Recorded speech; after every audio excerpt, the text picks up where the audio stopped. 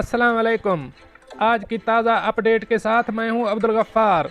मुत्तहिदा अरब अमारात लोलो ग्रुप में मुतअद्दिद नौकरियों के लिए भर्तियां जारी।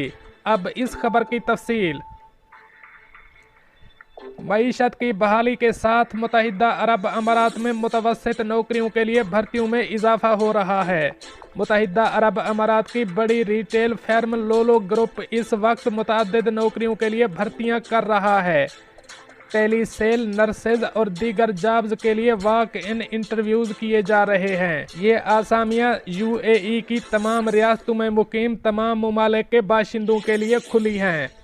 लोलो ग्रुप इस वक्त दर्ज झैल आसामियों के लिए भर्ती कर रहा है। बावर्ची, कैशियर, बेकर्स, जूस मेकर, कसाई और छोटी गाड़ियों के ड्राइवरों के लिए भर्तियां जारी हैं। इन नौकरियों के लिए अप्लाई करने का कम अज़ कम 2 साल तजर्बा होना चाहिए और उम्र की लिमिट 28 से 35 साल होनी चाहिए।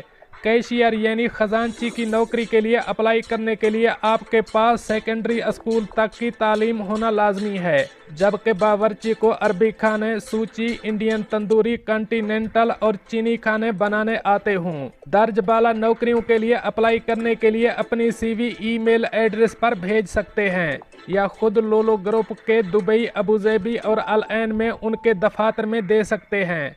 अप्लाई करने के लिए आखिरी तारीख 10 जनवरी 2021 है।